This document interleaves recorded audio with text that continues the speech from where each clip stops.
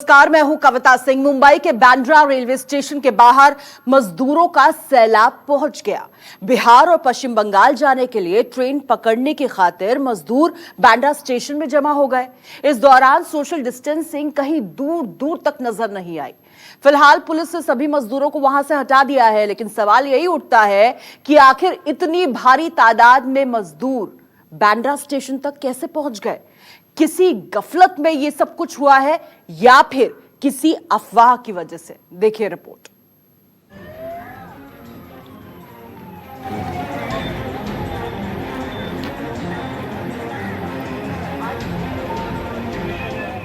मुंबई के बांद्रा स्टेशन पर फिर उमड़ा मजदूरों का हुजूम। सैकड़ों की तादाद में सामान के साथ पहुंचे मजदूर।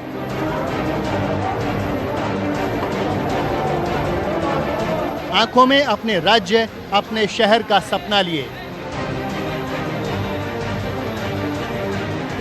भीड़ ऐसी जुटी कि सोशल डिस्टेंसिंग नियमों की धज्जियां उड़ गईं। इस भीड़ में कोई कोरोना का कैरियर भी हो सकता है। ये मजदूर बिहार और पश्चिम बंगाल जाना चाहते थे, लेकिन बड़ा सवाल ये है कि सैकड़ों की तादाद में मजदूर एक साथ बांद्रा स्टेशन कैसे पहुंचे? क्या किसी ने बांद्रा से स्पेशल ट्रेनों के खुलने की अफवाह फैलाई? रास्ते में पुलिस ने मजदूरों को क्यों नहीं रोका? जब मजदूर बांद्रा की ओर जा रहे थे तो पुलिस कहां थी? सूत्रों के मुताबिक किसी ने बांद्रा स्टेशन से विशेष ट्रेनों के खुलने की अफवाह उड़ाई, जिसके बाद मजदूर अपने सामान के साथ सैकड़ों की तादाद में रेलवे स्टेशन पहुंच गए। पुलिस ने एक्शन लेते हुए सभी मजदूरों को वापस भेजना शुरू किया। साथ ही भारी तादाद में पुलिस फोर्स तैनात कर दी गई। मजदूरों की घर वापसी पर सियासी शोले भी भड़कने लगे।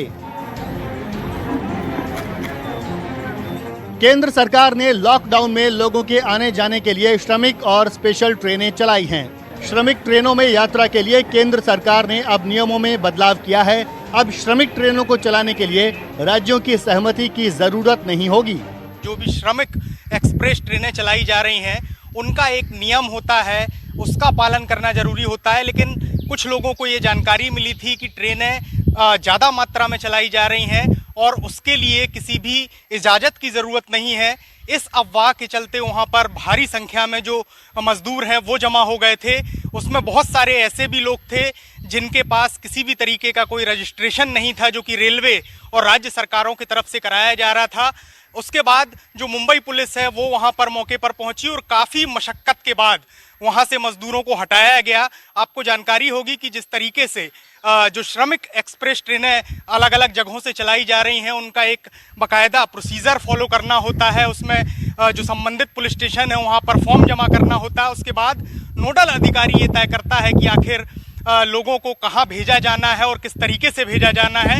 लेकिन बहुत सारे लोग ऐसे हैं जिनका धैर्य अब जवाब दे रहा है और कई तरह की जो अफवाहें हैं वो भी सोशल मीडिया पर चल रही हैं, जिसके चलते बांद्रा में आज भी भारी तादाद में जो बिना रजिस्ट्रेशन कराए हुए मजदूर हैं वो भी पहुंच गए थे। लेकिन फिलहाल स्थिति को काबू कर लिया गया है।